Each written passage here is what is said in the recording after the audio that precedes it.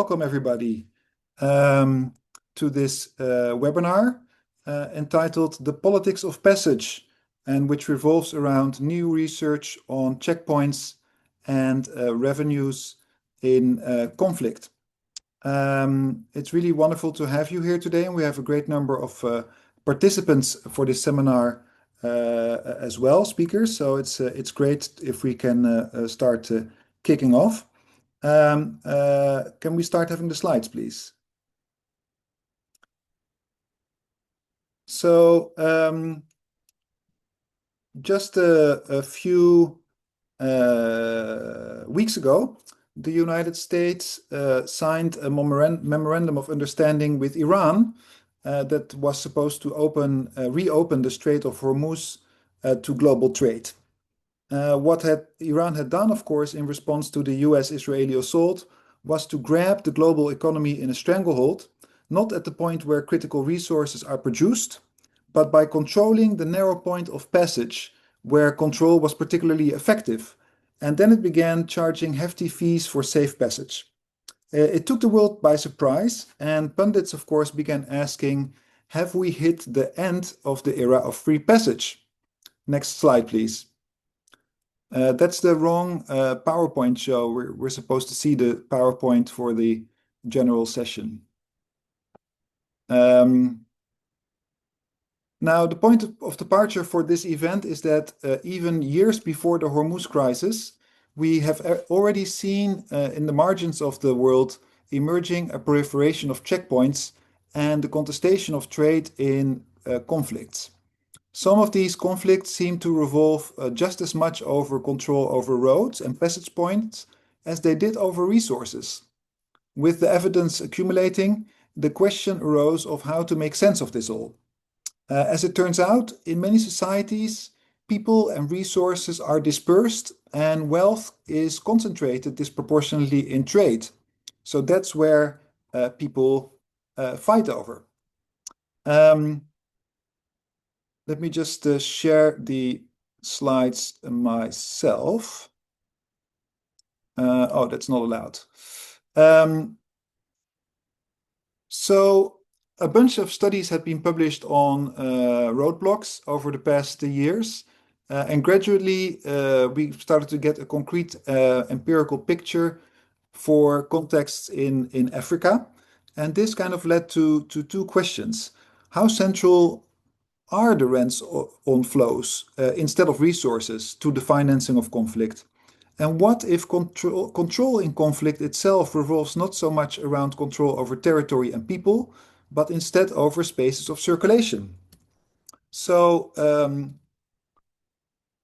people studying either tax in conflict or conflict and then taxation got together and wondered whether checkpoints perhaps have a broader purchase, both empirically and theoretically, to understand conflicts from the perspective of spaces of circulation and the contestation over flows, rather than questions of territory, resources, and control over people. In short, what happens if we center the checkpoint empirically to study individual conflicts?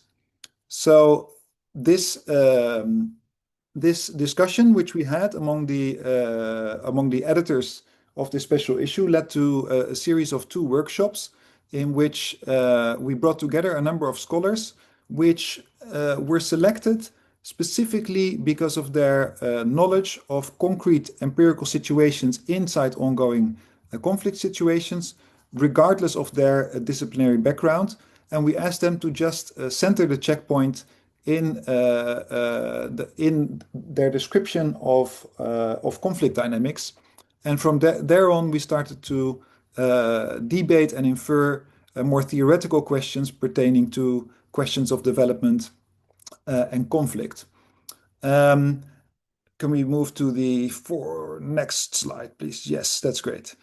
So this is the happy bunch of participants in the first workshop that we organized. Next slide, please.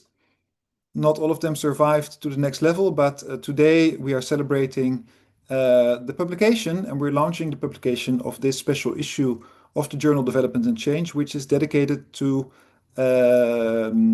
specifically checkpoints. Now, because this is the first special issue dedicated to checkpoints, this means that for us, the recognition that checkpoints are not just a marginal epiphenomena in the study of conflict, but are a kind of central field of study, recognized as a central field of academic and policy concern when it comes to understanding conflict. Next slide, please.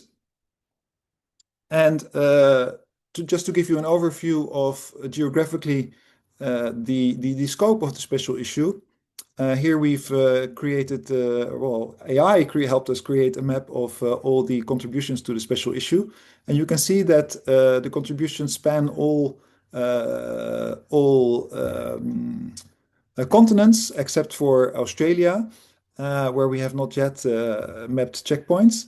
And the numbers on the map refer to the individual papers which address the relations of checkpoint and conflict in these specific areas. As you can see, there's a quite wide cluster of studies located in Southeast Asia, and we'll have, luckily today, a couple of participants showing how important and diverse the politics of checkpoints are in this geography. Next slide, please. So what we're going to do today is we're going to run through the politics of checkpoints on a kind of regional through a kind of regional program, and we're going to have a couple of speakers in each session together, so that the discussion can remain focused on the dynamics in the specific setting.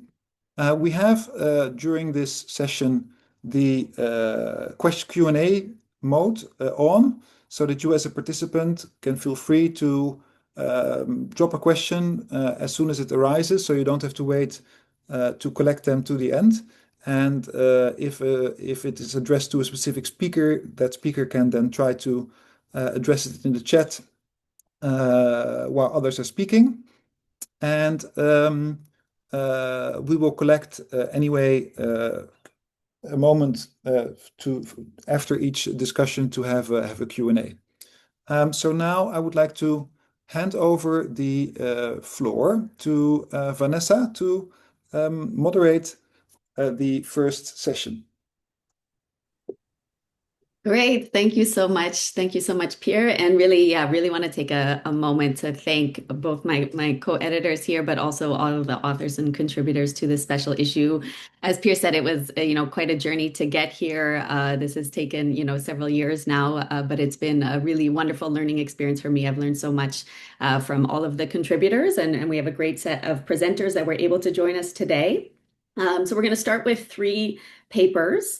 A set of papers that I think makes an important contribution and ties together kind of broader theme that we try to address within this special issue, which is really about trying to better understand the relationship between checkpoints and authority and political order. So seeing checkpoints as more than just physical barriers, more than just sites of taxation or revenue extraction, but as places where claims to authority are made, where those are made visible through these everyday interactions of who can move, under what conditions, on whose terms.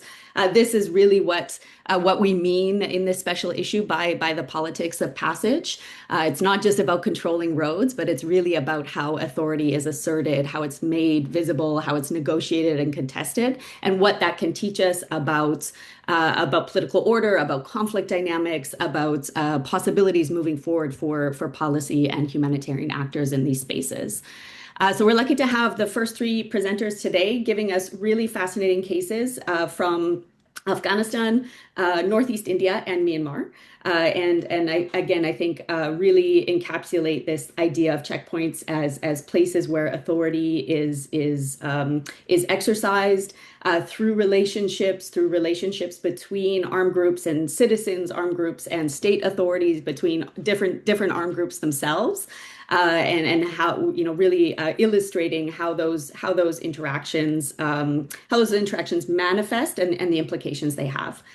So we'll start with Isar, who is a research fellow at the Center for International Conflict at Radboud University. I'm actually not sure how to say the university name, sorry. But he's gonna give us an overview of his paper, which is a fascinating case of Afghanistan, looking at how checkpoints really became, or he sees checkpoints or uses checkpoints as a lens or a window to better understand the political economy of state building in this context. And I think it's a paper that's has this fascinating historical perspective that has real significance for how we understand Afghanistan and the regime in Afghanistan today. So, Isar, without further ado, I'll pass the floor to you to give us your presentation. I don't think you have slides, but feel free to share your screen if so.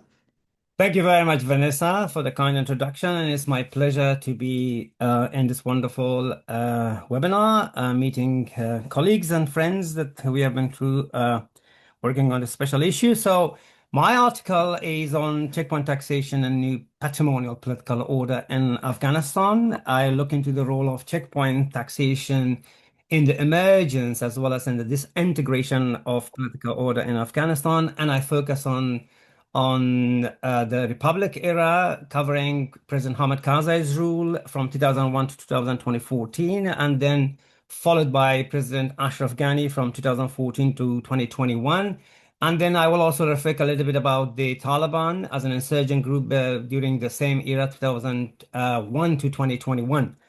And then reflect a little bit this with long historical analysis dating back to 1747 when the Duranis were in power.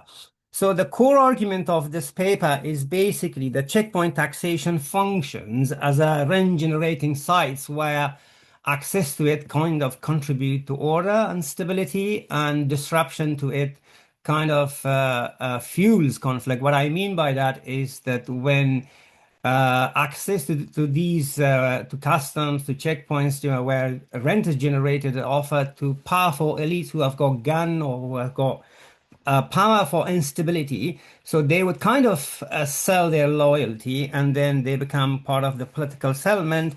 And then then that way the ruler would kind of sustain order. And if you disrupt that kind of settlement, then conflict will pursue, and eventually it will also kind of contribute to the collapse of the state, as was the case in Afghanistan. So a little bit of theoretical and theoretical framework, a bit of contribution. So there has been a lot of work done, fantastic work done, of course, on checkpoint taxation, checkpoint roadblocks. We have got our good friend here, Pierre, who have done massive work on this. And also there has been a lot of work done on new patrimonial model of governance. But what this paper is kind of contributing, there is looking into the intersection between the two. So like available literature is not talking about how checkpoint taxation is kind of shaping up the kind of new patrimonial political order in a kind of conflict setting, but also how it kind of fuels both conflict and stability. Due to the time limited allowed to me, so I wouldn't go to the historical element. I let it for friends to go and read the paper so that I can encourage you guys to read the paper. But I will just quickly jump in onto the research finding, talking about the Republic era from 2001 to 2021. So when Karzai kind of came, but just a quick reflection that trade taxation in Afghanistan history has long kind of played a key role in shaping both conflict order and, of course, authority in Afghanistan. So when Karzai became the president, so of course there have been shifts and changes during his 2 terms in the office, but more or less it was a kind of co-option policies where checkpoints were used as a source of pacifying powerful political elites. So, for instance, in Spin Boldak, in Kandahar, Spin Boldak custom house was allowed access to powerful commando elites like Gulagha Sherzai, who was the provincial governor of Kandahar province in southwestern Afghanistan, and then of course General Razak, who was the commander police chief. Similarly, in Jalalabad, Torkhan was allowed to Qadir's family, and Zahir in particular was one of the key political actor, and then Hayratan to Atta, the provincial governor of Mazar Sharif, and then obviously Herat in the west. So there is a long list, and I don't want to go into that. So these non-state actors, which I call them powerful political elites, kind of generated revenue for their own interest, and only a very small fraction of that revenue kind of have been transferred to the central government in Afghanistan. So when this mechanism was kind of helped President Karzai to sustain order, but when Ghani came into power in 2014, so the opposite was the case. So he disrupted the kind of rent-seeking mechanism that was being practiced at checkpoints at the peripheral level or at custom houses. So he started firing provincial governors, or at least some of them were taken to their acting positions from the permanent position that they had. I wouldn't call it permanent position, but a kind of long-lasting position that they had during the Karzai. Like Atta, for instance, he served for 13 years, and there was a lot of tension between him and Atta Nur, and of course, President Ghani. So he kind of disrupted the kind of political settlement that was forged there, and but because he also pursued a self-reliance type of policies, but this has kind of fueled conflict, and it backlashed or backfired. So I don't want to go into the example. There are some interesting stories in the article if you read it. So you will see when, like, for instance, the tension between Atta and Ghani, and the tension between, for instance, the arrestment of one of the strong power broker in North, Nizamuddin Qaisari. So all of that kind of fueled conflict. But of course, let's not forget the conflict that the Taliban were around the corner, and we were already in a kind of conflict. So that kind of policies did not favor President Ghani. By contrast, it kind of was a curse. But at the same time, so the Taliban were also started taxing, and in early days, of course, I had another paper that is coming out soon, hopefully, on Taliban taxation. But I very briefly reflected upon, so in this paper, that after 2010, when the surge, the American surge kind of relaxed, so more territory were coming under the control of the Taliban. So the Taliban started to kind of, and particularly after 2014, when the international forces started withdrawing from Afghanistan, so the Taliban were able to tax more areas, more territory, and more checkpoints. So from 2017 onward, they have kind of captured many border posts or checkpoints, basically. So they kind of created I would call them in the paper as protection fee mechanism.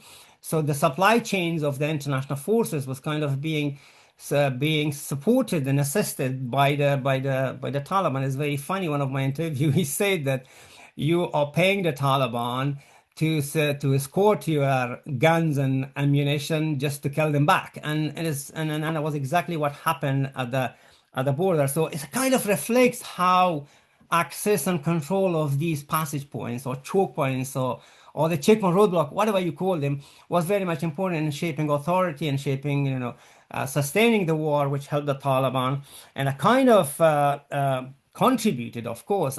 There were many other factors for the collapse of the government, but checkpoints was one of the factors that was facilitated Taliban fighting capacities and then eventually taking over the government. So that is pretty much, and I would say from the conclusion that in Afghanistan, if you look into the Duranis, the early Durrani rulers, the Mosahiban in 1930s, and then the Karzai, they kind of followed the same mechanism of using checkpoints as a source of pacifying potential elites who had the capacity to instability and violence. And then Abdurrahman Khan later in 1880, and then the Ghani and Taliban, they kind of course, they had different policies, but more or less was very much disruptive type of policies that fueled conflict. And I think my time is up. Thank you very much. Thank you. Thank you so much, Isar. And I know it's there's so much fascinating detail in your case. So I really would encourage everyone to read his paper. And again, just the historical trajectory that he's able to capture and documenting these changes over time, I think is a really fascinating look at these political economy dynamics of state building and with real consequence. So yes, would encourage everyone to take a look. We'll make sure we share the links to all of the papers and to the special issue as a whole. But we'll turn now, just for the sake of time, we'll move directly to Shalaka Thakur, who is a postdoctoral fellow at the Danish Institute for International Studies, and she's going to take us to a look at the case of Northeast India, which again is another really compelling case, illustrative case of checkpoints within these conflict dynamics, and really within this paper showing how checkpoints are embedded within these broader relationships, and then doing like really wonderful network analysis here of tracking these relationships between armed groups, state actors, traders, civilians, really showing how these interactions and this interconnected web kind of produce this fluid, the negotiated political order that she'll describe for us now. And Shalak, I can share the slides that you had shared with me here. Please. Thank you. Thanks. So this is a road connecting two major cities in Northeast India, and it is just about 200 kilometers long. But each one of these bubbles that you're seeing represents an actor, both state actors and armed groups, who are taking some kind of informal fee or tax from basically every vehicle passing with goods along this road. So the blue bubbles that we're seeing, they're state actors, they're the police, and the red are armed groups. And the size is telling us how much they take. So as you can see, there's a lot more state actors, but the armed groups take more. What I tried to do in my paper is map out what this highway taxation ecosystem looks like. Who is taking how much, how do these interactions work? And through this, I developed a framework to show that political ordering in conflict zones can be better understood through an interplay of relationships at different levels. Can we go to the next slide? Thanks. So the first level is at the site of the checkpoint itself. And this is where authorities, and in this case, I've focused on armed groups, interact with civilians. So if you take a quick look at the image on the left, it's a very bureaucratic, official-looking receipt issued by an armed group. It's specific to this particular vehicle. It says 12-wheeler. It's been stamped by multiple people. And each one of the bubbles that we saw in the previous slide, it represents an interaction. Like this. Another level is along the road, where each one of these actors, how they shape each other's behavior. And the third is beyond the road. So this could be a formal relationship between armed groups and the state through ceasefires. It could be a bit more informal, like which armed groups are fighting each other, or who is cooperating, who is just letting the other exist. So we have at the checkpoint, along the road, and beyond the road. Changes at one level alter power balances and interactions at all levels because they're interlocking. And I'm going to give an example of this. So the way that a checkpoint operator interacts with a driver or a transporter along the road depends in no small part on the group that he's a part of. But how the group chooses to tax, whether the group is going to be systematic and organized, or whether they have to take as much as they can and do it in an ad hoc manner. This in turn depends on the group's wider relationship with the state. So in the case of the ones who issued this receipt, because they are in a protracted ceasefire with the state, it means that at the checkpoint too, they are not too coercive, they're not too violent. And this ensures that the ceasefire stays in place, because having violent checkpoint interactions could risk destabilizing a ceasefire. But it's not unidirectional, because these everyday interactions at the checkpoint themselves are what are keeping the ceasefire in place. If checkpoint operators started shooting at trucks, these wider agreements and arrangements and relationships between authorities could break down. And finally, along the road, if you have multiple actors, multiple armed groups in ceasefires, all using this exact same tactic, it becomes very extractive and coercive nonetheless, which itself can threaten a ceasefire. So the interplay of relationships at these different levels, it not only affects the broader business environment by making things a lot more expensive, but it also shapes how legitimacy and, and violence play out in a conflict zone. So to conclude, every checkpoint interaction plays its part, not only in cementing or eroding legitimacy of different authorities, but it's also maintaining relationships beyond it. So to understand authority in a conflict zone, we have to see the roadblock, the road, and relationships beyond it, and how they are constantly remaking each other. Thanks. Wonderful. Thank you so much, Salaka. Again, just a fascinating case and a really, really illustrating just these embedded relationships and recognizing that checkpoints are embedded within these communities, have implications for business communities and for each other, and the implications that has for conflict dynamics. Really fascinating. I'll just a reminder for all of our participants as well, everyone that's joined the webinar, please put any questions that you have for the presenters into the Q&A. We will do a short Q&A. We're going to do 3 papers, have a short Q&A if time permits here, and then move to another set of papers just to facilitate a bit more discussion. So please do drop those questions into the chat. And then we'll move to the final paper in this first set. We're lucky to have Gerard McCarthy here, who is an assistant professor at the International Institute of Social Studies in The Hague. And he is going to talk to us today about his paper focused on post-coup Myanmar, where checkpoints operated by both the military and resistance groups played this really important role in conflict dynamics and in shaping one another. So again, tying into Shalaka's paper, really showing these interactive relationships that exist. So Gerard, please go ahead.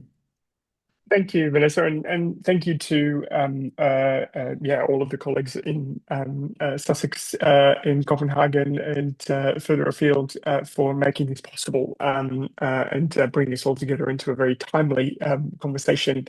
I want to pick up on Shalaka's points about relationality, and actually, speaking of geographic relationality, move across the border from India to Myanmar, where since Myanmar's return to direct dictatorship in 2021, we've seen the proliferation of checkpoints across the country.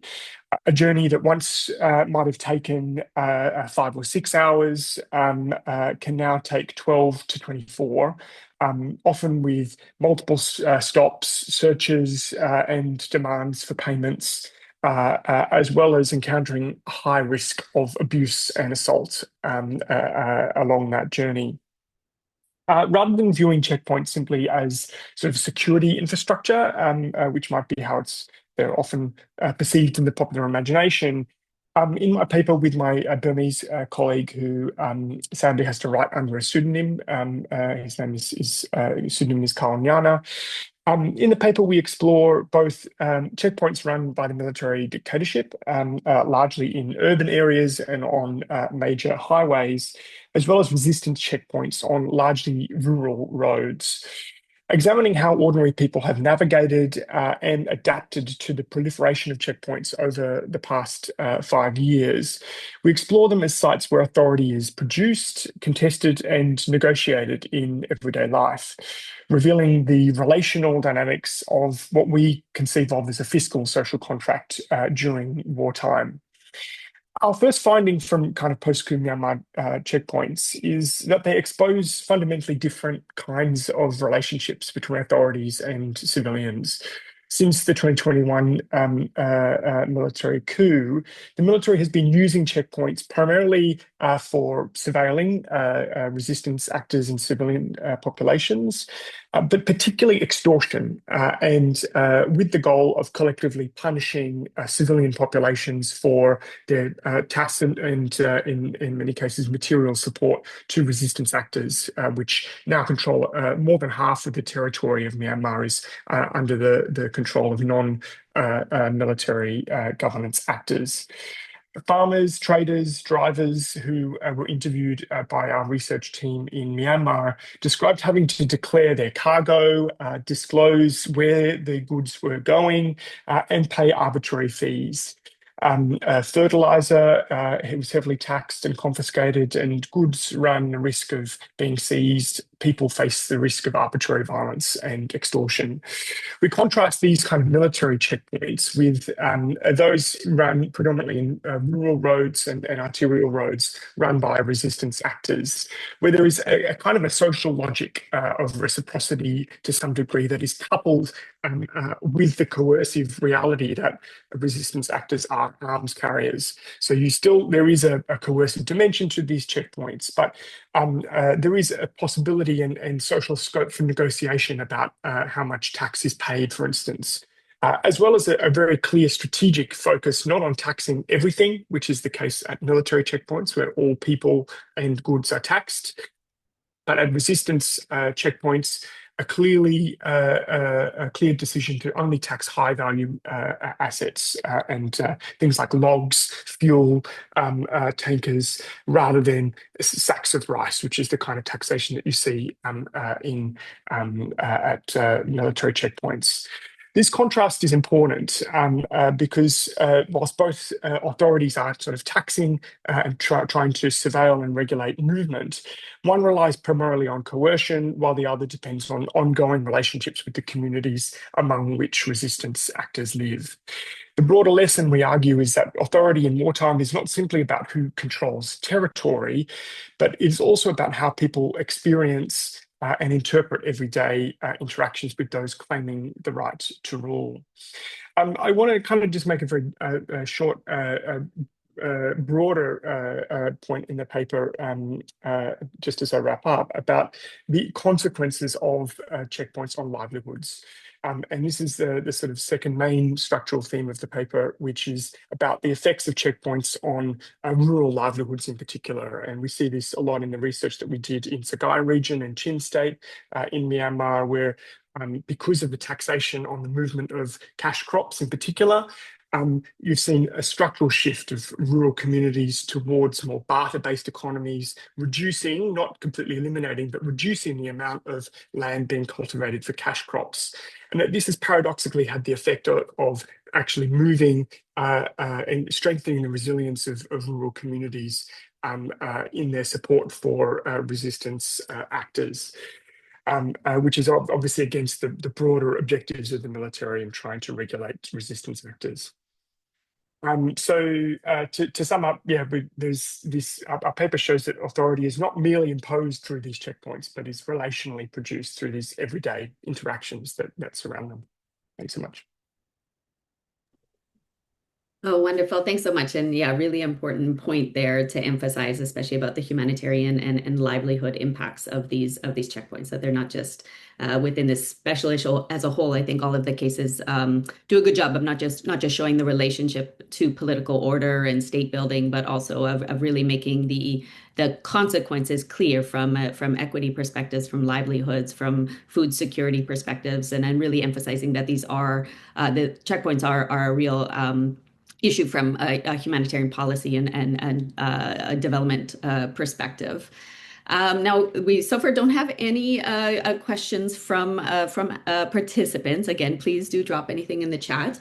We have only about 5 minutes for discussion before we want to move to the next set of panels. But I might want to do just a lightning round here with our 3 panelists, just to make sure we really give the attention that these papers are due.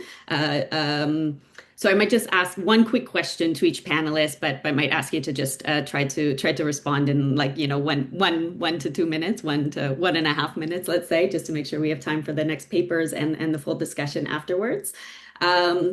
So maybe I'll go in reverse order as well. So Gerard, I think just picking up on that, the last point that you made, especially about the livelihoods and humanitarian impacts. Yeah, I think really one of the really striking findings in your paper that you noted is that these efforts by the junta to control movement, to extract revenue, really ended up strengthening these local systems of reciprocity as well as support for the resistance, which I think is really fascinating.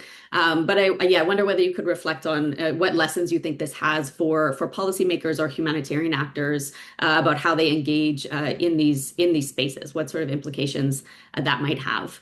And Shalaka, I think that's I'd be curious to hear your reflections about some of the changes to the context since your fieldwork. I think since much of your fieldwork, violence in the Northeast and especially in Manipur has intensified a lot. So I guess maybe looking at the current situation or how things have changed. Does your relational framework do you think it has broader lessons for helping us to understand what's happened in this context in ways that maybe more conventional approaches to conflicts might miss, or has the changing political and conflict context, has it reinforced your thinking? Has anything come up to challenge your thinking that from where you started to where we are today? I'd be curious, just given your great expertise in this area. And Isar, I really want to emphasize just the valuable contribution of the historical perspective that you take in this really like longue durée perspective of tracing the impact of checkpoints and the interrelational aspect of political authority. Maybe just ask you to reflect a bit more about the historical approach and about this method and approach with looking at conflict studies and the study of authority and fragility more broadly. What can this tell us? What can this approach? What does the historical approach add that snapshots in time might miss out? What may we learn from a research perspective that we could apply beyond the study of checkpoints? We do have a question now in the chat as well from Christopher Newton. Thank you, asking whether any of the panelists could speak to how different checkpoint approaches relate to the achievement of war aims. So, are some strategies more effective than others for armed groups in achieving their objectives?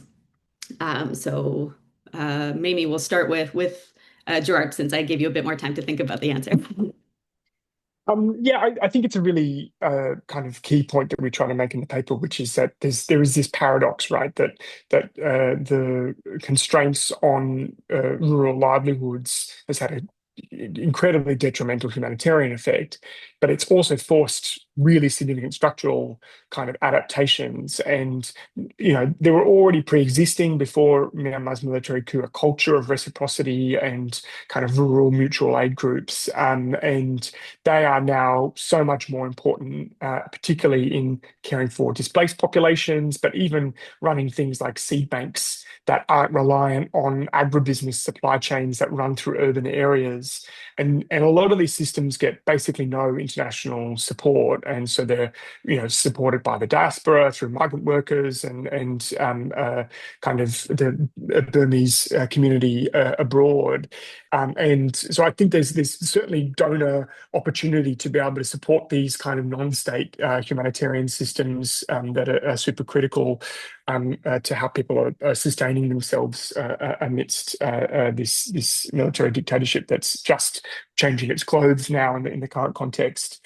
I think the war aims question is a really interesting one as well, and yes, certainly there has been an adaptation over time of the role that taxation plays in resistance checkpoints in Myanmar, where gradually they're having to tax more and more in order to fund themselves, and that has meant that they've had to now figure out how they tax everyday people in a way that's still consensual and sustainable from a kind of perspective of a political project, right? So there's those kind of layers of a fiscal social contract that also have to be negotiated in and in the level of coercion that you levy at a checkpoint.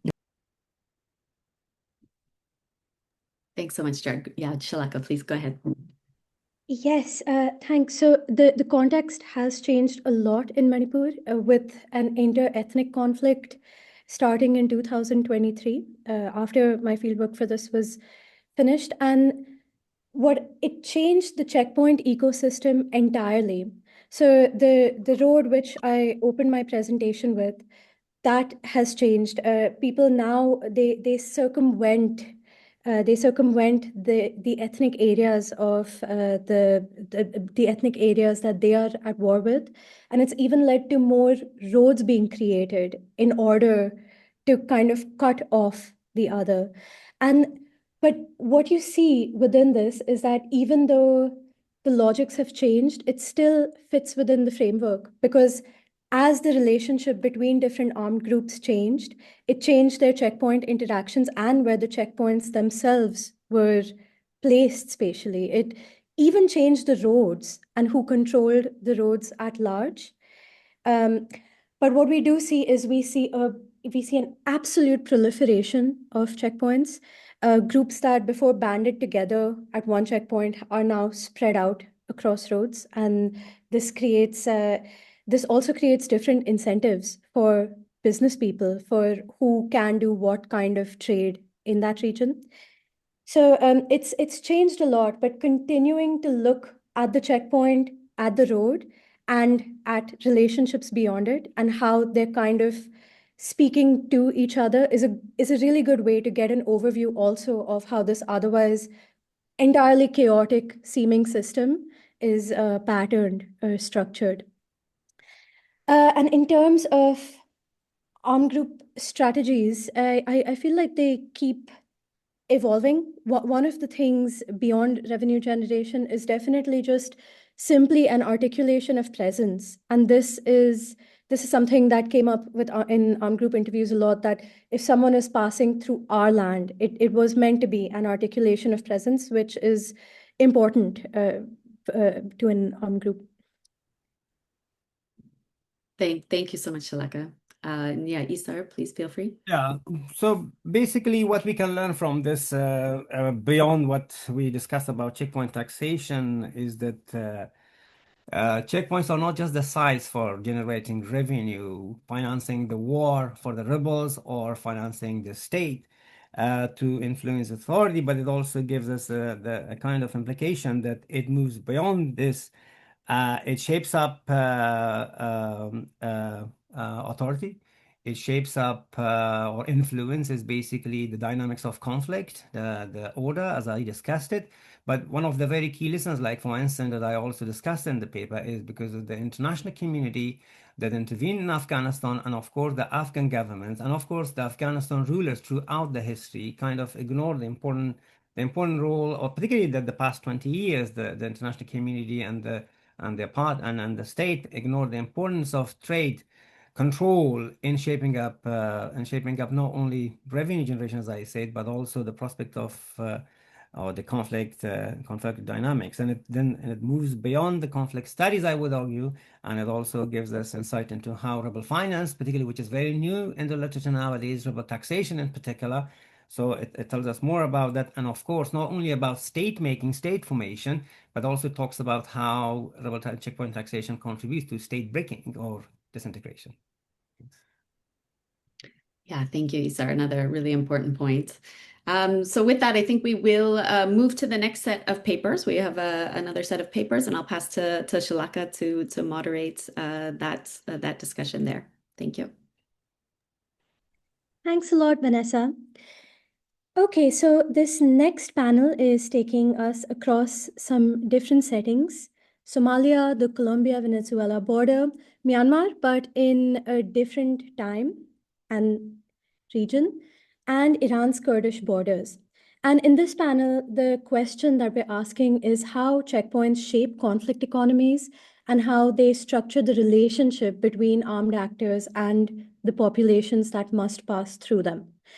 The panelists here, they've taken lots of different perspectives from the operators, the states themselves, smugglers, and communities. And I'll just let each one of you, like the last panel, give your argument in just a quick few minutes, and then we will open it up. So starting us off is Pierre Schouten from the Danish Institute of International Studies again on checkpoints in Somalia. Pierre, you can start whenever. Yes, thank you. It's great to be able to present this work, and I'm speaking here on behalf of two of my colleagues as well, who unfortunately couldn't make it, Abdirahman and Jethro.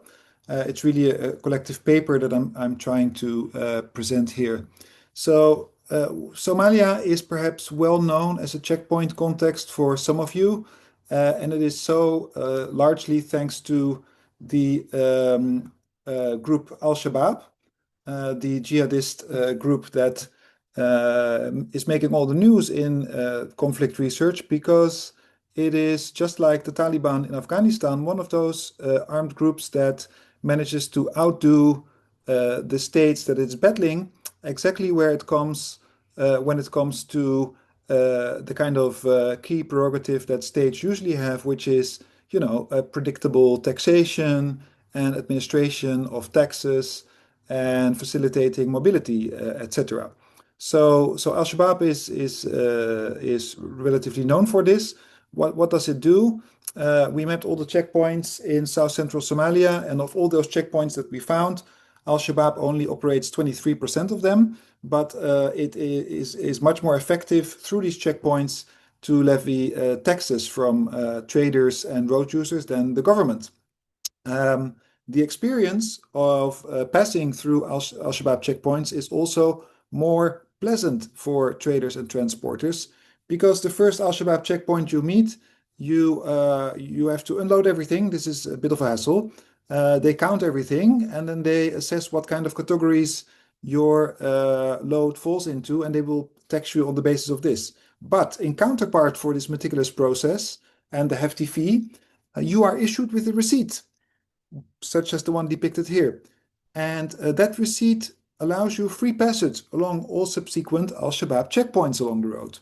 And that specific experience is one that endears traders to Al-Shabaab, because by contrast, the experience of moving through so-called government-held territory in South Central Somalia means passing by a string of checkpoints. And each checkpoint is marked by the experience of haggling, negotiation, unpredictable taxes, and it is even unclear who is exactly operating the roadblock. So in the mind of many transporters and traders, the experience of passing across Al-Shabaab controlled portions of road is one of speed, predictability, and passing through the territory presumably controlled by the government and its associated militia is one of haggling and unpredictability of fees and harassment, etc., etc. So here we have this confounding inversion where armed groups seem to outgovern the government, and the government seems more to operate like a militia. Is that the case then of a very clear state failure? In this paper, we want to go a little bit beyond very clear-cut distinctions between state and non-state, and between what it means to be an efficient roadblock operator, by challenging this idea that predictability and of taxes, centralization of checkpoint regimes is necessarily the only way in which we should judge successful political projects. And to do so, we need to look a little bit beyond the logic of the state, the barbarian state as the organizing principle of politics. Perhaps there's other logics at play that are more important, other forms of world making which impinge upon the politics of checkpoints that we need to understand to put the politics of roadblocks in context. What we do is what we found out during our fieldwork is that to travel this particular road that you see here on the screen, traders and transporters have to pass through clan territories, different clan territories, and clan is really, really important social organizing principle in Somalia. And to be able to pass through these successive clans, it is necessary to work with brokers from these clans. You can't just pass, if you're from one clan, you can't just pass through the territory of the other clan because you'll be harassed indefinitely. And so people adopt the services of brokers who can facilitate through their own clan connections passage through this kind of contested landscape that is indefinitely fragmented into subclans along the road. And what this does is that it elevates the importance of clan affiliation as a kind of lubricant for trade. But on the other hand, the counterpart as well is that it makes it attractive for clans, subclans, and lineages to articulate what anthropologists have called schismogenesis, so to articulate difference, social difference. Because if you are able to claim that you are a different clan lineage, a different subclan, you then can arrogate to yourself the right to also levy a checkpoint tax. And people have to take you serious because of your lineage as a corporate entity that is meaningful in a clan society. So clans, subclans, if they see another subclan or lineage erecting a checkpoint, they will think that, where do these rents go? They don't go to the overarching clan, they stay with this subclan. So we also automatically also have to erect a checkpoint. So the political bargain that the central government, the federal government in Mogadishu is trying to work out is how to tie all these different militias, these clan militias, to a federal state project, allowing them to balance patronage and affiliation to this federal project with enough decentralization to make it possible that these clans and clan militia still feel that they have a form of autonomy and autonomous revenue generation. So in that sense, the inefficiencies and the negotiated nature of transport here are a political success. It's a necessity, just like it was in Afghanistan, to tie together autonomous, semi-autonomous groupings to a centralized project. This is the map of checkpoints, interactive map. You can consult it online that we produced on the basis of our research. And if you overlay on this map the kind of rainfall patterns that you see in Somalia, you see that there's this blue zone. That's a very fertile area over there. And there's specific subclans living over there as well. And the checkpoint geography, quite interestingly, clusters kind of around the margins of this fertile zone. And it is not incidental because it is from here, this is the breadbasket of the otherwise very dry Somalia. It is from here that all the kind of staple vegetables and food crops are grown that Somalis consume every day. And along the supply chains of bananas and other kinds of vegetables, different clans and clan militias from the area erect their checkpoints to indirectly tax some of these farming communities.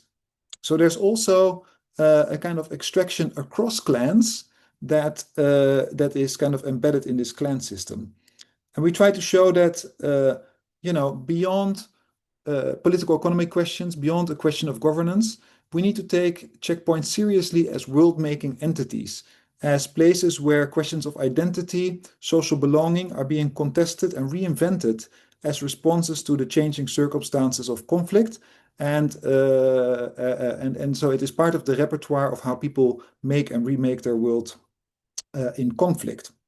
I will keep my presentation at this, and I hope for any questions to be able to talk a lot more about this wonderful phenomenon.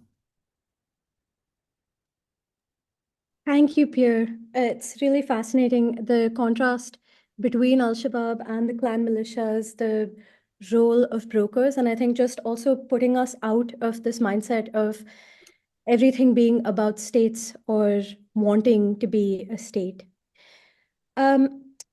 Speaking of states, Jorge Mantilla from the University of Illinois in Chicago is going to present next.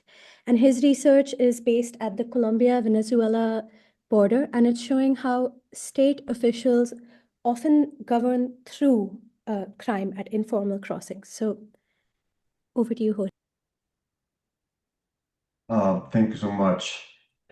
Okay, so my paper called Straight Crime Cooperation and Extralegal Governance between Colombia and Venezuela examines the period between 2012 2015 and 2022, in which the Venezuelan border was closed, creating what I call a border control paradox. This was a result of the humanitarian crisis, in which people tried to cross a closed border because of the impacts of what this border closure entailed for people.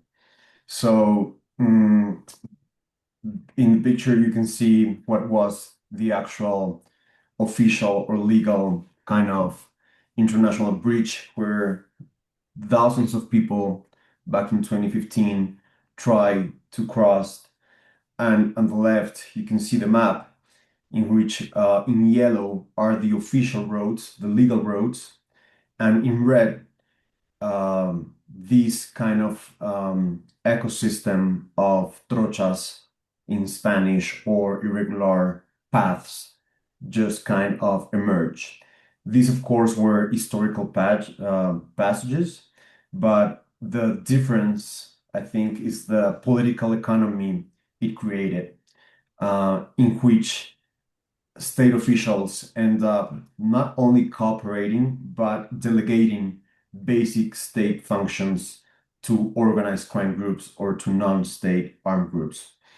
I argue in the paper that the roots of this political economy of smuggling were instances or checkpoints of negotiated mobility that occur at these checkpoints at multiple informal trails, but as some of, for example, George McCarthy's was arguing in his paper, these instances of negotiation were more situational and based on everyday interactions. But at the end, they got kind of institutionalized in what was known as the Táchira Protectorate.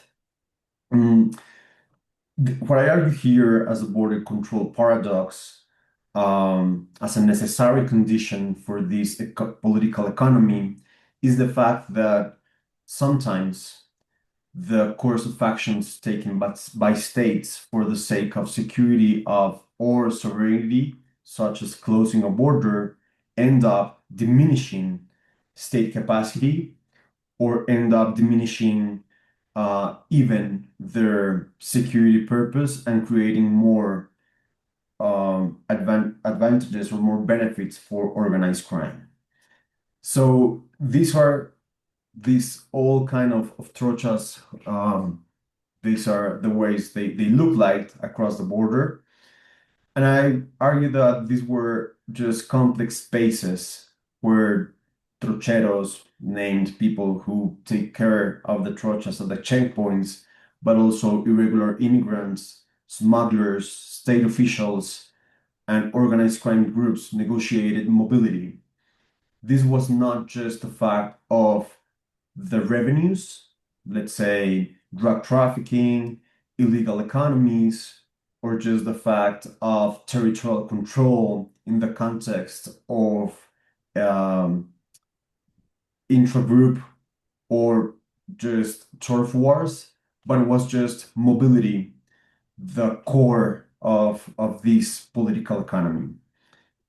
State officials structure the governance complex for three kind of purposes. One of my questions was, why do states end up cooperating with their enemies, at least formally name their enemies?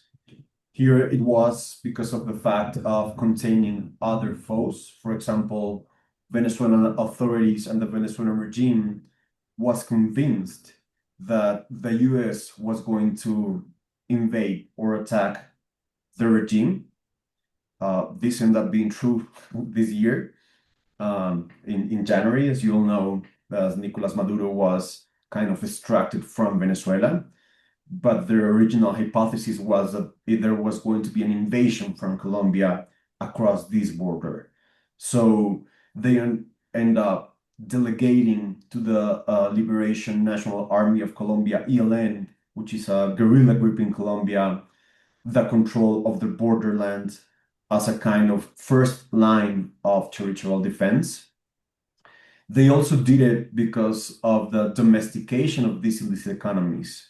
Of course, the emergence of this complex, territorial complex of checkpoints and regular paths created social disorder and a regulatory demand of all these interactions that were taking place at the border. And very soon, the authorities learned that if they were able to tax this economy of irregular mobility, it was more kind of worthy economically speaking. It was more worthier to control that economy of mobility than even to contain other illicit economies. And of course, to ensure social control. This was a border, as I explained in my paper, where the states, the borderland states, were from the opposition, right? They were voting to the opposition in their local elections in 2017. So it was also a fact or a mean through which they can exercise social and political control. These were how these checkpoints look like. You can see in the picture these local gangs working at the end under the umbrella and the control of the ELN, kind of making their everyday negotiations and arrangements based, of course, on the use of violence. So I kind of have three main conclusions, which I think kind of in the context of this special issue was just very rich to discuss and with other findings from other regions and other geographies. One is that this extralegal governance provided more security, or what Pierre was calling predictability, to people using this border and crossing this border, right?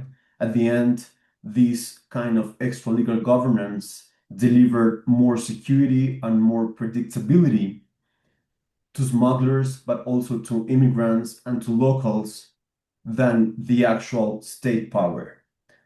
However, I think that the most important thing here is that in order to perform this kind of extralegal governance, organized crime groups or non-state armed groups still needed state infrastructure, right?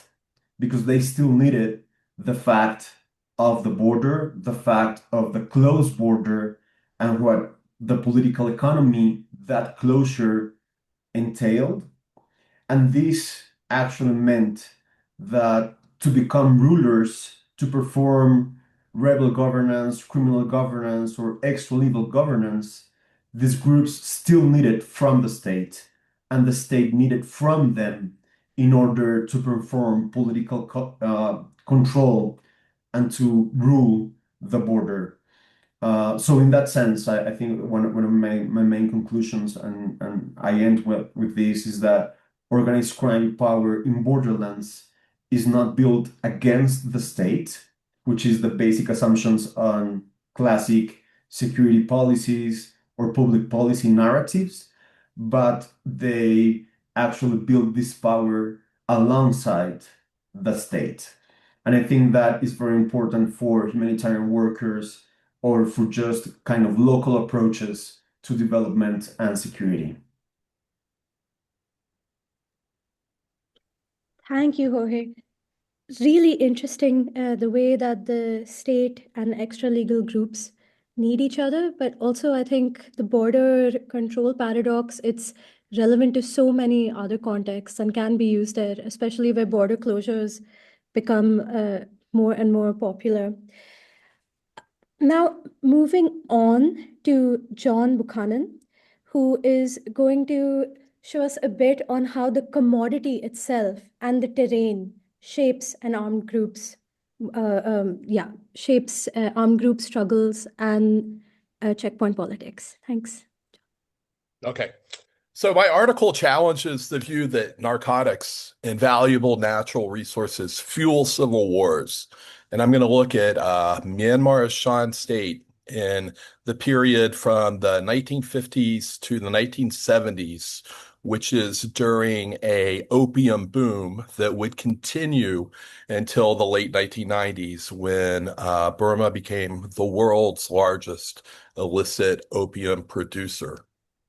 So during this time, there were dozens of armed groups operating in the Shan state.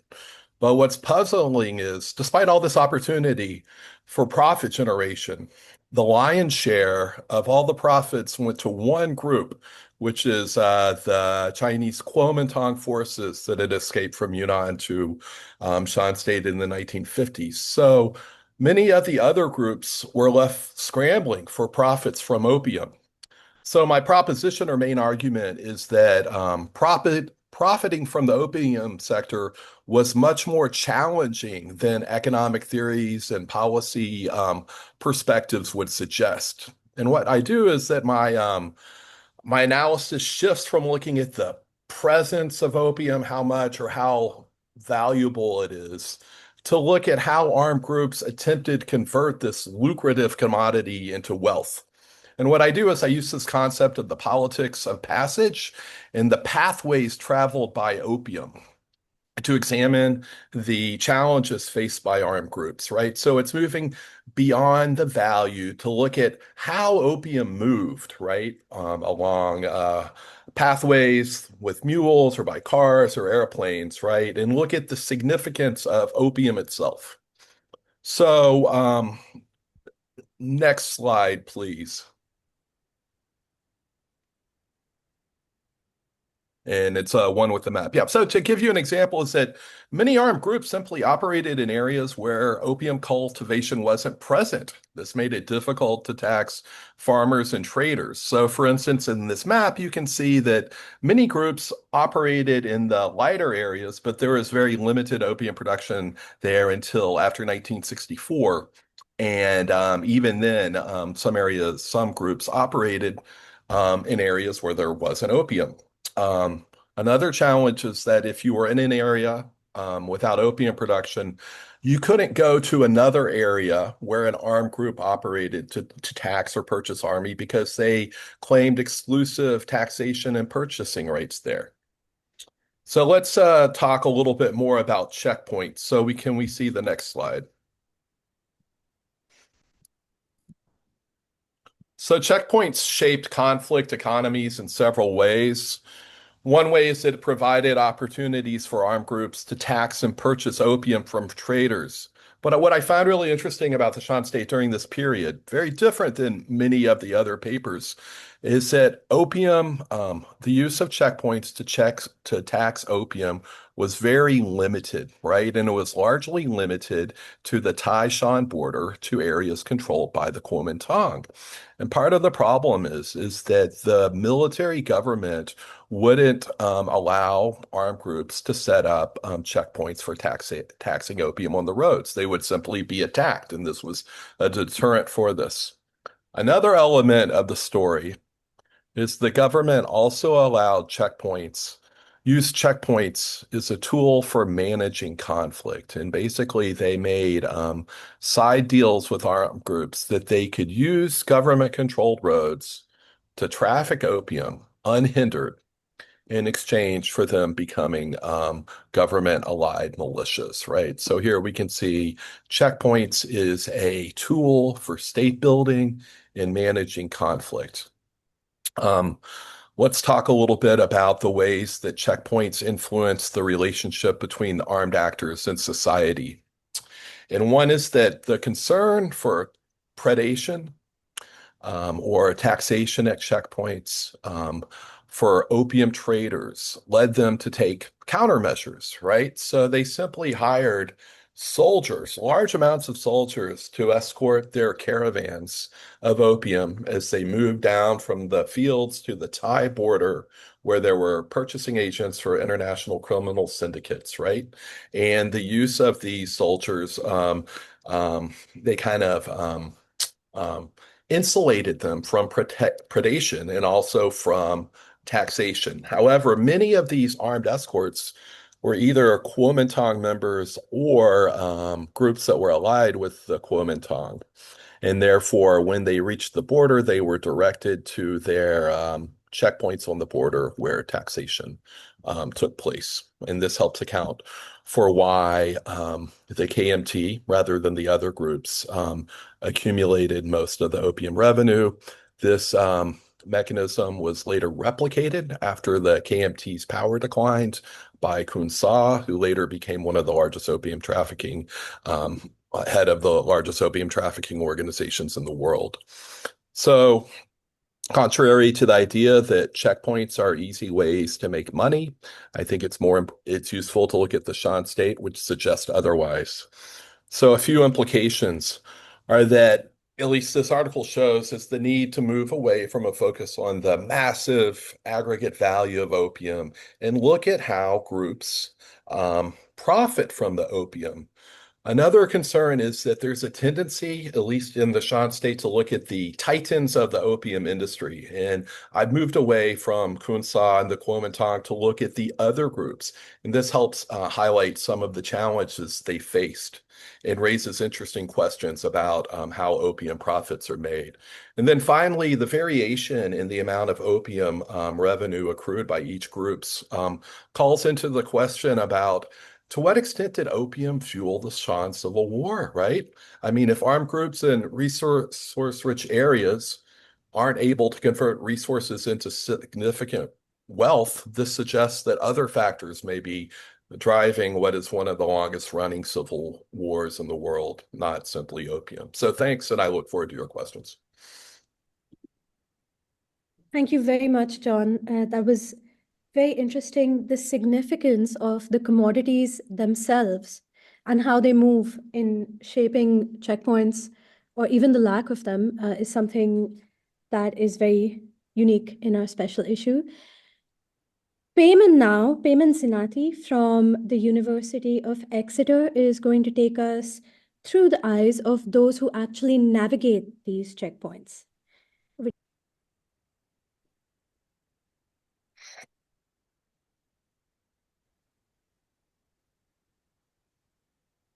Hello, everyone, and thank you for inviting me to this webinar. It's always very joyful for me to be presenting this research alongside you, and thank you for helping this to come along so far.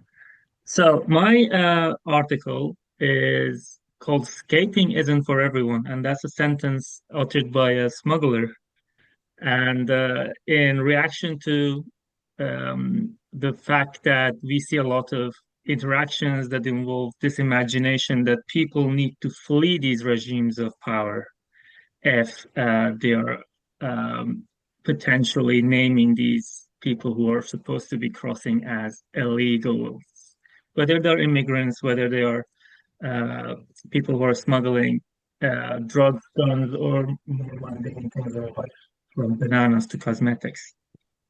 However, what actually happens often isn't escaping them or evading them. It is a negotiation that happens between the person who wants to cross and the person who wants to prevent that crossing unless the other person pays for it. And that's why I ask how smugglers, in quotation marks I should put it actually, navigate different checkpoints and what orders these navigations co-produce. And to answer this question, I turn to my research site, which is the Kurdish borderlands, where I come from, and several cities which I lived at and grew up among smugglers, and therefore I have access to. So some of it comes because of its being feasible to research. Of course, knowing that Iran-Iraq border is a contested area, I'm Iranian, I'm Kurdish, and it's difficult for researchers to access such places, as we all know, in the area of studying conflicts and armed groups and trade. My methodology is ethnographic. I conducted interviews online and used encrypted field notes and later geospatial data to identify where these locations are and how people cross them. And my main focus has been with the actors. I have not gone to the authorities at these checkpoints because they are dangerous. And what I've come up with is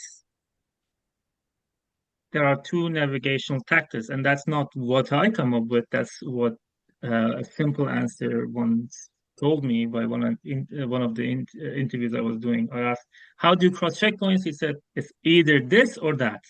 Well, what are these either this or that? The first one is pristine. We negotiate with these guys, and the transactions and the recognition that transaction is actually naming is how they allow us to cross, and that often involves payments, either in kind or in gift or cash or favors or else. And when these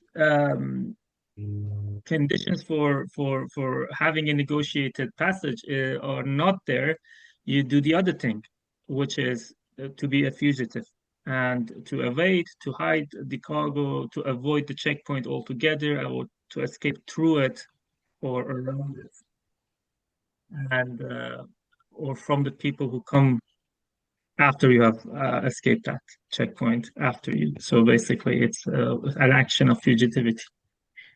The people deploy the smugglers deploy these two tactics at two different regimes that are there to manage their passage. The state checkpoints on one side, which often rely on personalized relationships between the smugglers and the checkpoint staff. And that's often different by officer by officer. Some are tougher, some are looser, some trust you, some don't trust you. And you have to pay it at every checkpoint. And as I showed in the previous PowerPoint slide, you see there are plenty of those checkpoints in my case. And this trust is, of course, not enforced because it's not a formalized thing. So it might collapse at any moment. You don't know if it's a trap set by the officer at checkpoint. You don't know if the officer will get paid by you as well as by the government for the share of the seized goods, and they might want all of it. So it's fraught with danger, although it is a form of negotiated passage. So negotiated passage doesn't mean uncontested, secure passage. It means a way of passage that is relatively less risky than the other one, but not totally unrisky. On the other side, you have insurgents, which are at the border of Iran and Iraq, more so to the Iraqi Kurdistan side, which interestingly performs something quite different, which is a fixed standardized toll or tax, or what they call tariff, which relies on their legitimacy as a liberation force that believes that they are the legitimate rulers of Kurdistan.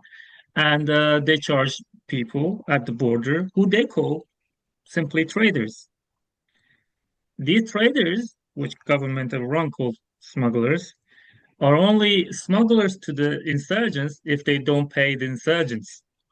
So maybe there is a similarity there where you comply and you are classified as a trader and you're no longer a smuggler, but if you don't pay, you're a smuggler regardless. So quite a mimicry of the state logic regarding tariff and taxations. This predictability and reliability doesn't mean that it's not violent. It is operational due to its potential to be violent. So if you, for example, are seen to declare your items to be lesser than what they are or pay lesser than what you're supposed to pay, of course, you're getting beaten up. And often this is something that is seen by smugglers as a sticking point when it comes to the promise of liberation. So they're asking themselves, well, I'm paying you, and I kind of feel ideologically aligned with the question of liberating Kurdistan. And I know it costs, so I'm happy to pay. But when you also beat me up, the question becomes, well, what's the difference? The only difference I've noticed is that they prefer paying the insurgents because at least it doesn't rely on the whims of one person or the other. And they don't need to pay 1,000 times whatever checkpoints they come up with, because the insurgents have more of one-time payment scheme in place, and you pay and you cross, and they have a ledger in their own notebooks, and that's how it's done, and they therefore are preferred as people collect the revenues. But what it does to our understanding of smuggling is interesting, because we can understand that smuggler is not just a category in abstract, but it's a practical definition that is lived at checkpoints. So this is the encounter that determines whether you're a smuggler or not a smuggler, and the actions you choose and the navigational tactics you deploy at such encounters. And we also understand that the smuggler is not just a passive recipient of such regimes, but also an active co-producers of these regimes, because they have the choice to either cooperate or evade, and make it very difficult for the authority to establish itself over a point of passage. Finally, this brings me to the current situation in Iran. Iran has been sanctioned for a while, and it's been blockaded recently. And therefore, there are shortages of, for example, plastic bags in Iran right now, interestingly. And the government, I'll say this, that the head of parliament in Iran said, blockade, Iran has a very vast border area. And I don't know what he means by that. So I assume he means that we can smuggle despite the blockades and such. And even more interesting question for policy aspects is the non-enforcement a policy itself, because the Iranian government has for a while turned a blind eye on certain forms of smuggling. Now even has gone as far as officiating a way of smuggling. Well, it wasn't smuggling until a month ago. It's no longer smuggling because we are at war, which was this. I found a letter now translated with help of AI, which is the Iranian.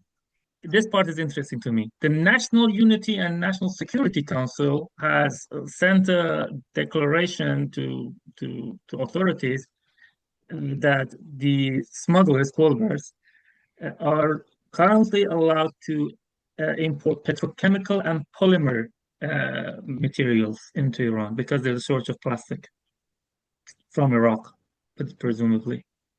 So it's really interesting how this question of checkpoints and their functions and their relations with the actors becomes a question of logistics and infrastructure at times of war. So there is a war against smuggling ongoing, but there is also a war ongoing. So a war against smugglers might be a good tool in times of the war.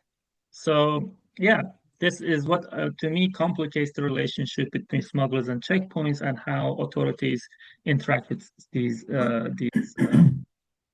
other actors and situations. Thank you very much. I think I've come to the end of my time. Looking forward to your questions in the Q&A.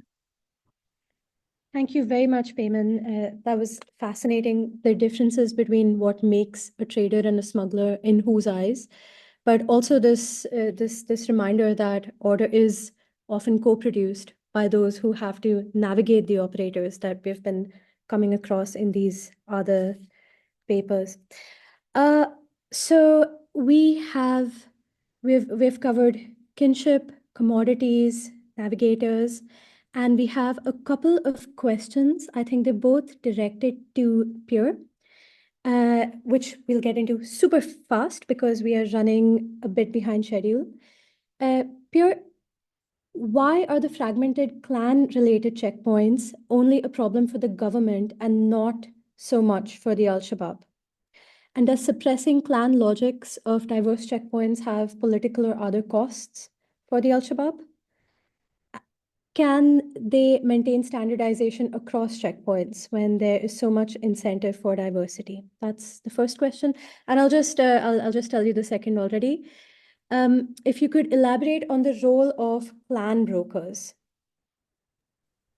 Oh, yes, these are wonderful questions. Right up my alley. Thank you so much, Chris and Eugenie, for them. I'll start with the latter one about clan brokers. And actually, this is a very, very old institution in clan society because clan society has always been very fragmented in Somalia. And this was a largely pastoral society in the past. There have been institutions developed to allow a passage through clan territory by having a broker from a clan through the territory of which you'd like to pass. And that would be then responsible for your hospitality, your safety, and he would kind of adopt you into his clan lineage. So any attack on you and your wares as a trader or as a herder would be an attack on his clan lineage, and he would have to respond concomitantly. Now, with the changes in logistics from herding, scattered herding in the 18th and 19th century towards the concentration of wealth in modern trade, overland trade and trucking, the concept of clan brokers survived, but now it is someone that you can call on the phone. And for each specific clan segment, you need to have a clan broker. And so basically, by mapping the clan brokers that a specific trucker needs to pass along a corridor, you kind of get a sense of what the political dynamics along this road are, right? Because if you only need one broker for a couple of subclans and lineages, this means that they can act as a collective entity and that the checkpoints are kind of lodged within that clan structure rather than being, say, split up into multiple clans below it or aggregated on a higher level. So these brokers are really crucial, and what you do is you pay them beforehand, and then they kind of negotiate with all the checkpoint authorities along the road. And there's also brokers for Al-Shabaab. But of course, this is the best kept secret of traders and transporters. Who are their brokers? There's different ones, and they do not want to reveal exactly which broker does what and for who. So they're absolutely crucial. And even if Al-Shabaab, has a different checkpoint regime, it also sits in this broader society and structure of brokerage of mobility that also, is the lubricant for a passage along clan territory. So in that regard, the system logic stays the same. And I think, Chris, you're asking about the golden question, right? Like, how is it possible that I think not just Al-Shabaab, but also the Taliban, even M23 in Eastern Congo, seem to be able to better organize and centralize taxation systems and extraction systems, while the centrifugal forces are so strong in the societies within which they operate, right? I think this is the golden question, and I think going forward, also with the Houthi in Yemen, we need to have a serious, a conversation with policymakers about the fact that challengers to the state system that we Western countries would like to back up seem to be better organized in taxing and attracting trade in a time when the states that we are backing, so to say, we were backing perhaps, seem to have to rely on patronage logics to create buy-in from local groups that may otherwise disrupt trade. So I think it's the golden question that you ask, and if I would say, Al-Shabaab is organized around a religious alternative to clan-based society, and it managed to take some of the marginalized clans in the clan system up for its cause. It's a kind of revolt from the margins, if you will. That goes only part way to answering the question, I would say. So there's still a lot to be done about how these centralizing actors actually do manage to centralize, given the strong counter-currents. But thanks for these wonderful questions. Thank you, Pierre. I have some questions for our panelists too, but I will keep them for the next session, which is on discussant reflections and will be moderated by Florian. Thank you, Shalaka. We're going to spend the next, I would say 25 minutes on reflecting a little bit, thinking about the relevance of the research, the implications from a policy perspective, but perhaps also on ways how to take this forward and which way we can develop the research agenda. We're going to do this by spending the next 10, 15 minutes with two fantastic discussants that have kindly agreed to join us today. And then we'll have another 10, 15 minutes for the broader audience. I'd very much like to invite you to drop any additional questions now in the Q&A. And this way we can revisit them at the end of this session. So please don't hold back, just drop them regardless of which panelist they're for, which paper they're about. If they're overarching or specific, just leave them there, and then we can engage with them later. But now over to our two discussants. So we have two great people here today. Thank you for joining us. We have Laura Saavedra-Lux, who's a research associate at UNU Wider, so the economic development branch of the UN University in Helsinki. And we have Jonathan Sommer from the Danish Red Cross, legal advisor, who also brings a lot of experience from the humanitarian sector more broadly to the table. So both of you have very different backgrounds. Laura, you work on political violence, you work on socioeconomic development. Jonathan, you're interested in legal questions, particularly in the humanitarian space. Kind of having these two very different backgrounds, I'd be really curious to hear from you two things. Maybe, first of all, listening to all of this, and it's very difficult to summarize, of course, and I'm not going to even attempt it, even though we tried to do that in the introduction, but I'm going to not try this again. But I'd be really interested to hear from you what you think are the key findings for you and the debates you're interested in and the kind of debates you're engaging with. And secondly, I'd be really curious to hear what you think the implications are, especially kind of from a more practitioner's perspective, listening to what we've heard today, regardless of whether these are development implications, humanitarian implications, security implications, whichever hat you're wearing. I'd be really curious to hear more. I'd maybe give it 5 to 7 minutes each, if that's okay, and starting with Laura, perhaps, and then continuing with Jonathan. So, Laura, over to you, and thank you for joining us. Thank you, Florian, and thank you for everyone who has organized this panel, and to all the authors for their really fascinating work. And thank you for having me. I very much enjoyed reading this special issue, and I really like that the work here really challenges some important assumptions that are either made like explicitly or implicitly in a lot of the work, at least academically, on conflict, state building, as well as development. I think, for instance, like that checkpoints are necessarily always just purely predatory. I think that that was like really clear here that that's not necessarily the case, especially for rebel checkpoints.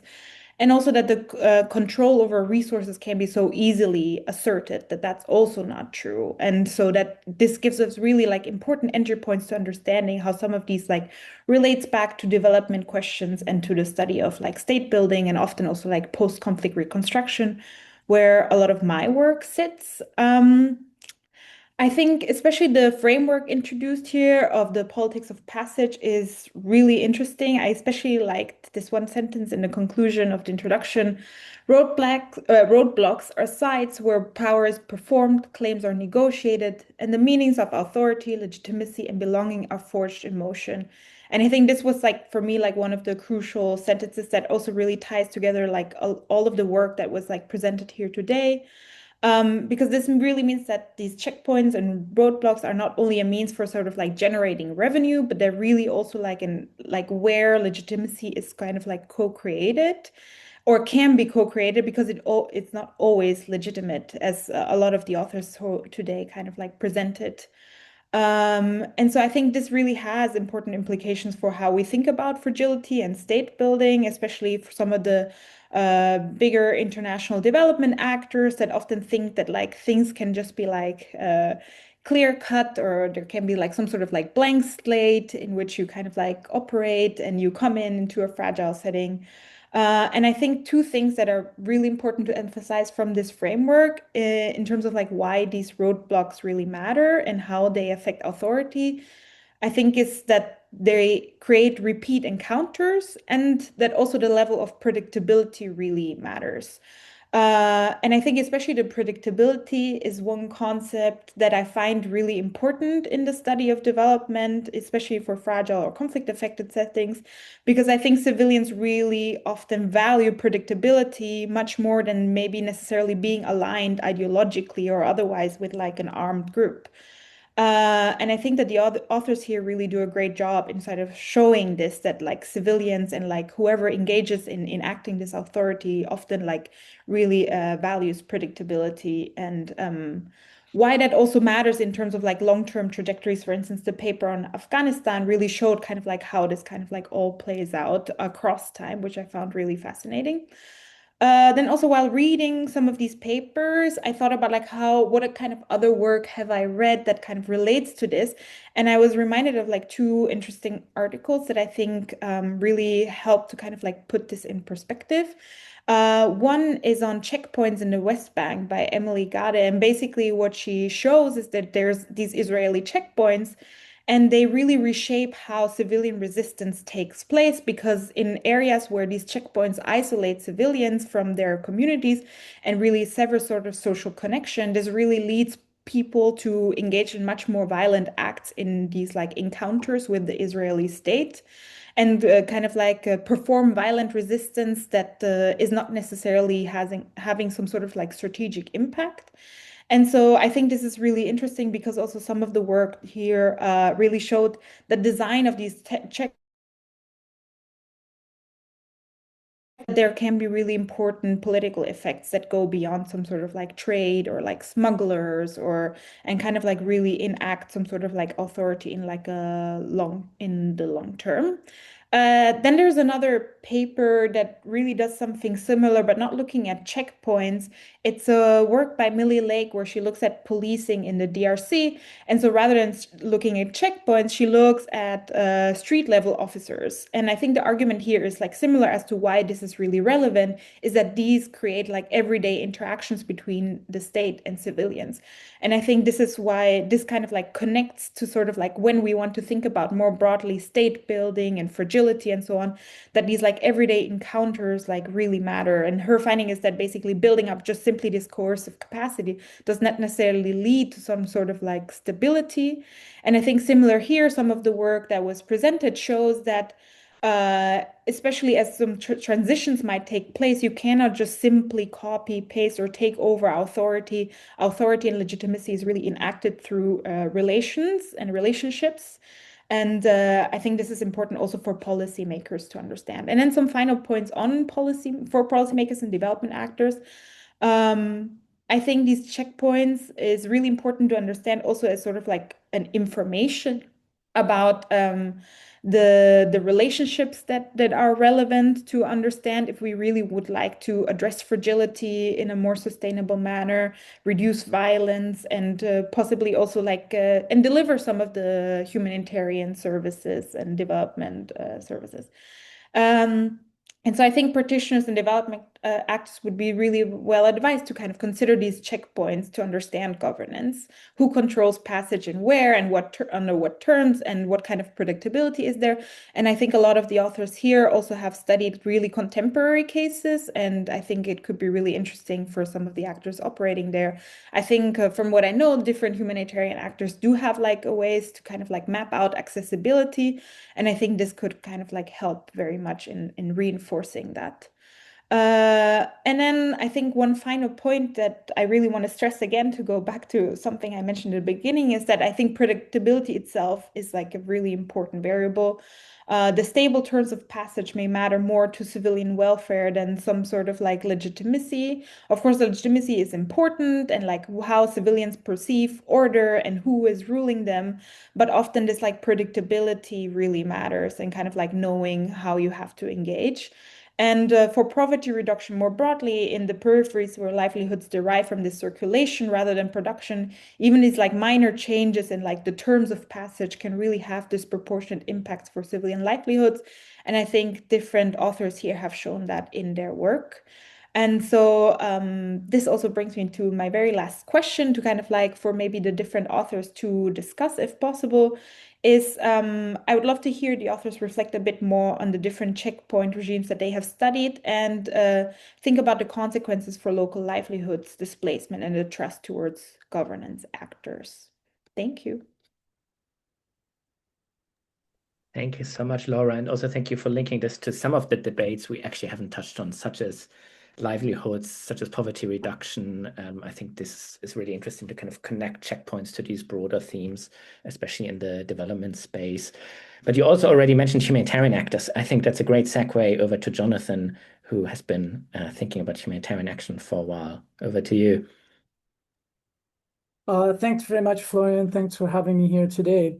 I hope if I hijack this 2-hour webinar with a few minutes looking at it from legal and international law perspectives, that will be acceptable, because I do think that it's important to understand how the law has developed, who it favors, who it contemplates, and why it's very different in this setup than it is in other aspects of international law. So I guess the first thing I want to say about the legal perspective is, international law applies when these situations are armed conflicts, when they amount to what would be non-international armed conflicts, which won't be in every case, but will be in many of these cases. And what that triggers is an equality of belligerents. So I think it was Pierre who mentioned, these guys who we don't want to be the good guys are actually acting more responsibly to the guys compared to the guys who we want to support. From a security perspective or from a political perspective, that may end up being problematic towards those objectives. From an international humanitarian law perspective, it takes an equality of belligerents approach. So it does not talk about good guys or bad guys. It talks about parties to conflict and what their responsibilities would be towards civilians in this context.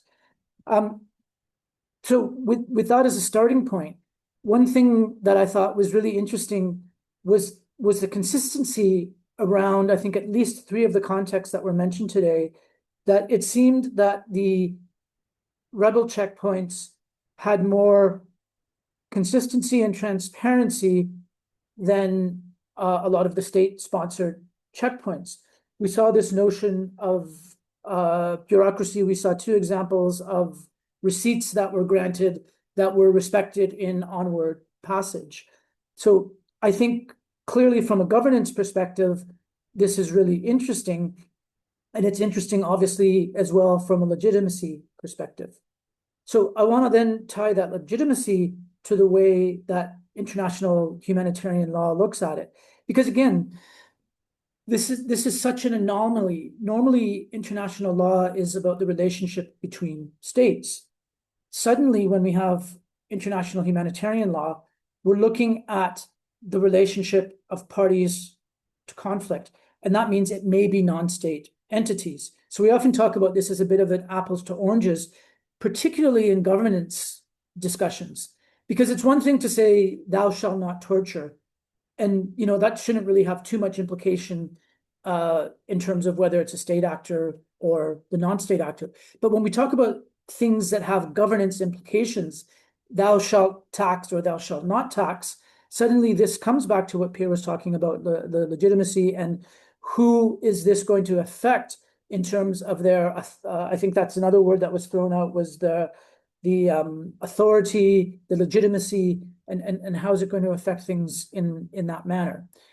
One thing that humanitarian law says is that these provisions do not affect the legal status of the parties to the conflict. So from a legal perspective, authority, the legal responsibility that's granted does not impact on how anyone may look at them as legitimate or not legitimate actors. But of course, that's a bit of a legal fallacy, because we know that all of these issues, at the end of the day, politically are going to have impact. If the law were to say, well, the more governance activities that the law either permits or requires these actors to take on, the more it's going to impact on a political legitimacy. So I guess when we're looking at it, if we address more of the second question now, if we're looking at, what are the policy implications or what discussions need to be made, how do we balance? Humanitarian law is always a balance between humanity and usually between military necessity. Here we could say between humanity and maybe legitimacy, because to some extent we're going to have to sacrifice some of the notion of legitimacy in order to provide basic needs and services for those in need. So getting then now, because 1 or 2 more minutes, to the specifics of the law and why it's relevant here, the parties to conflict have the obligation to provide for the basic needs of the population. Well, then you can draw that to, well, what is that? How are they going to do that if they don't have the possibility to generate revenue? So therefore, one could say, well, is it legitimate for them to generate revenue if they're doing it for such purposes? So this comes back to some of the things that were said about arbitrariness, predictability, and again, transparency of the taxation. And then the other thing that they need to do is to be able to facilitate humanitarian access. So the other question we can look at is, what about taxation of humanitarians themselves? So one issue is taxation of the persons living in the areas where they control, and the other is taxation of humanitarians themselves. So very quickly, one thing that we know is humanitarians often get together and agree to what are called joint operating principles, where in some cases they will say, in any particular country context, paying taxes at checkpoints is a red line. In other cases, they've said, well, generally don't pay taxes, but if it's connected to the authority, if it's connected to an authority and a legal act, then it may not be a red line.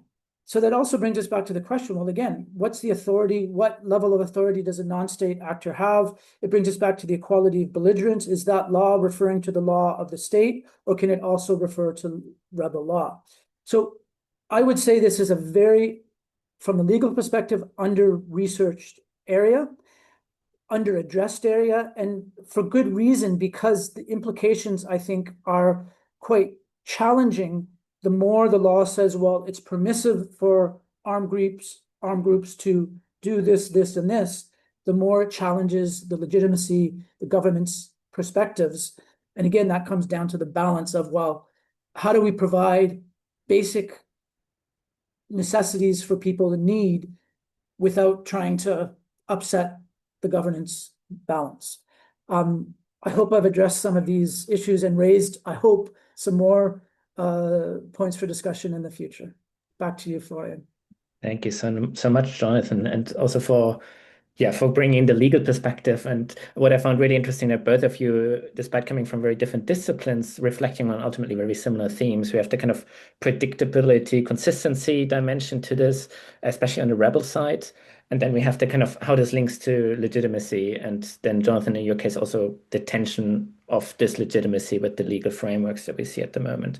So I think there's a lot to unpack in future research, but I'd really like to open it up for a last round of all the participants. I think the comments by the two discussants maybe give you some food for thought.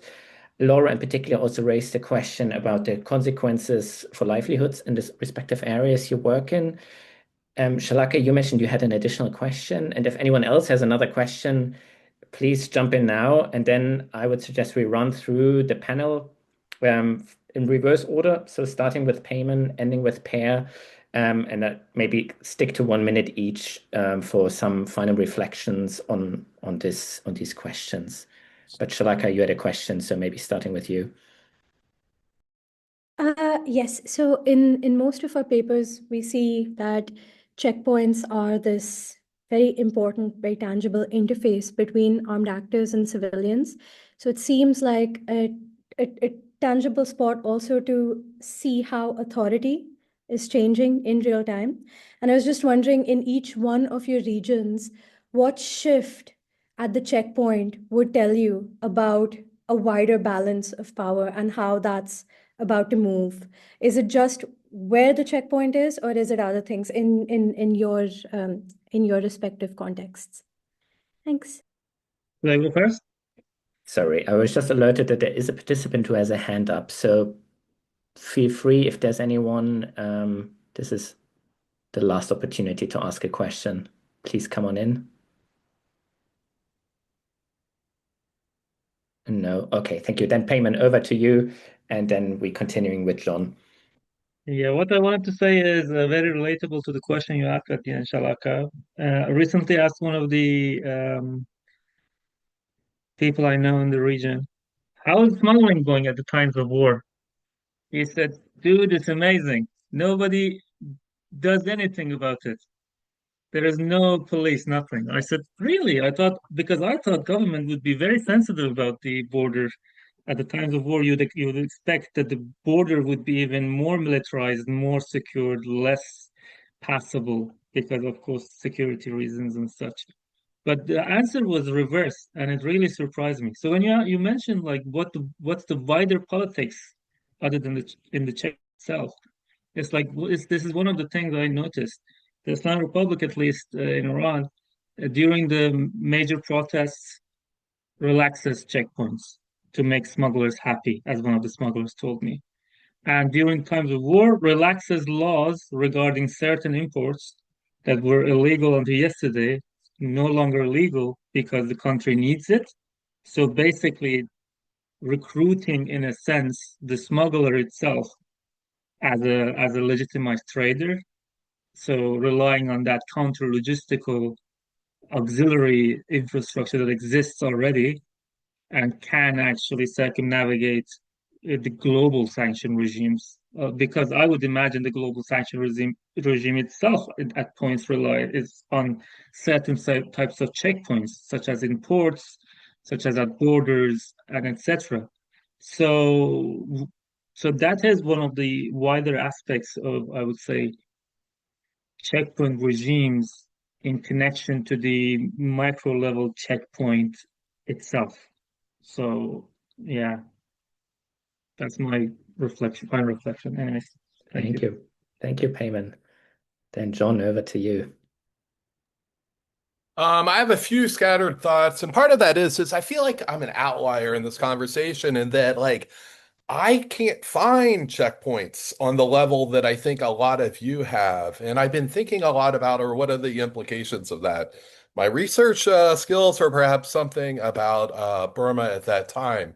And it's interesting to hear that we have several other Burma-related checkpoint papers in this project, including Gerard's, right? So there are unquestionably a lot more checkpoints in Burma right now. So what's going on in the 50s, 60s, and 70s, right? And time matters, right? And there are a lot of assumptions that armed groups are endowed with abilities to collect revenue beyond their capabilities, right? And this is part of what my paper talks to. So one of the issues I think that at least studying Burma and using history as a methodology to think about this is that Burmese armed groups practice mobile warfare before the ceasefires, right? This is more specific to Burma scholars, right? And it's only with territorial control do you see this proliferation of checkpoints, right? So often we see checkpoints imagined back into Burma's earlier history without a lot of evidence. The other point is that taking step from assuming that checkpointing and collection is easy, part of my projects is to think more critically about how the flows of commodities shape the checkpoints, right? Rather than assuming that checkpoints are easy ways to generate revenue, I'm interested in how the traders respond as part of a kind of a iterative process of checkpointers and taxers versus smugglers and traders, right? So I think that's also a fruitful way to go forward. So I'll just leave these kind of half-baked thoughts and see if any of them stick with you. Thanks. Thank you, John. Then Jorge, over to you. How does this speak to the Venezuela-Colombia borderlands? Yes, definitely. I think what Laura was saying about local communities is just central to this debate, because when you zoom in to these borders or checkpoints, what you see is just a lot of nuances and complexity rather than the strategic narrative of states and national security that normally kind of dominate this debate. And it was very specific for me in terms of, for instance, the relationship between smugglers, brokers, non-state armed groups, and normally assuming that the people involved in illicit economies are part of, a universe of organized crime, but it is not. And also, I think another very important thing here is that actually this discussion on the political economy of checkpoints actually suggests that organized crime is not a private, just rent-seeking phenomenon, but that it has a lot of political implications. And actually, this brokerage that a lot of us kind of describe in their papers, I see it as a political brokerage, and it's also a source of political power. And I think that that is very important for future debates on these topics. Thank you so much. Per, I'll circle back to you in a bit. So Gerard, over to you. And Jonathan just added a question as well, which I'm just going to read out quickly for anyone else who's still reflecting. Should the law consider differences between legitimate taxation and extortion looting? So if anyone has thoughts on that, please consider that as well. But Gerard, now over to you. And thank you, Jonathan, for joining us. I mean, my observation would connect with this question of kind of grassroots reciprocity, and I suppose the level of justification for taxation and the management of checkpoints and how that shifts over time. And certainly what we're seeing in the context in Myanmar now is resistance groups needing to find ways to tax civilians more, but with that, having to also provide public goods, and entering into this kind of game of expectation management and delivery, and what is sort of Margaret Levy would call in her kind of theorizing of revenue generation, sort of quasi-voluntary compliance. How do you get people to kind of want to pay? And I think checkpoints kind of help us understand, you know, some of these dynamics of whether it's predictability means that people are willing to pay it because at least there's a clear transaction. But I think what we're getting at, and we see across these papers, is that there's often an expectation if you pay something, you should get something in return, and that this kind of is in some ways one of the engine kind of drivers of the development of public goods provisioning, and or kind of some kind of ethos of you know, rebel governance at the grassroots. Yeah. Thank you, Gerard. Then over to you, Shalaka.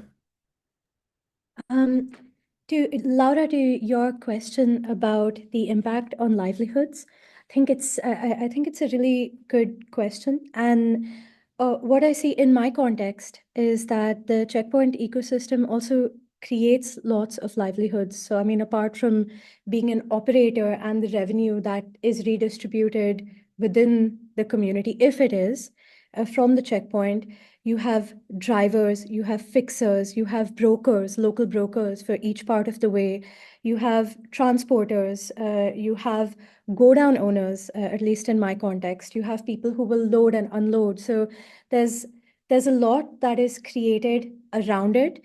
But beyond that, based on where the checkpoints lie and therefore which routes people tend to take, which in the context of Manipur, it's changed dramatically because of this conflict. So it's a great comparison to see how entire communities, villages, and they grow around the checkpoint as well. So because lots of trucks are forced to pass through there, it means that even outside of the checkpoint and the movement of the goods and the taxation, you have other things. You have people selling stuff to the truck drivers. You have rest stops, and you see that where these new roads or new points were created over a few years, a village has grown into a small town altogether.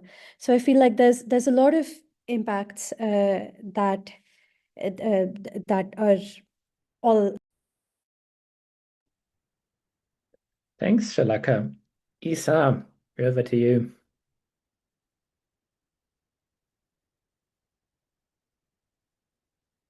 Isa? Yeah, just Okay.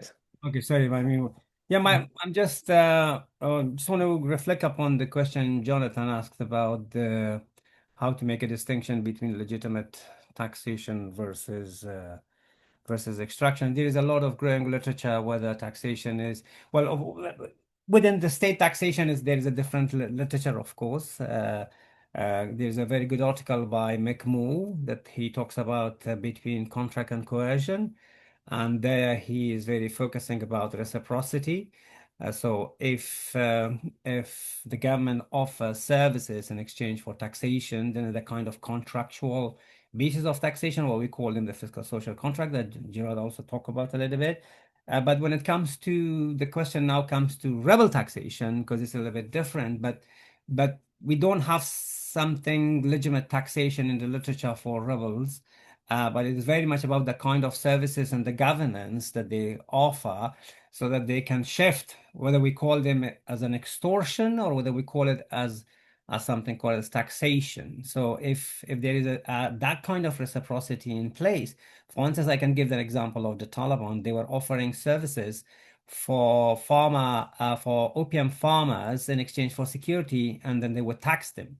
And that was the kind of quasi-social contract that they created.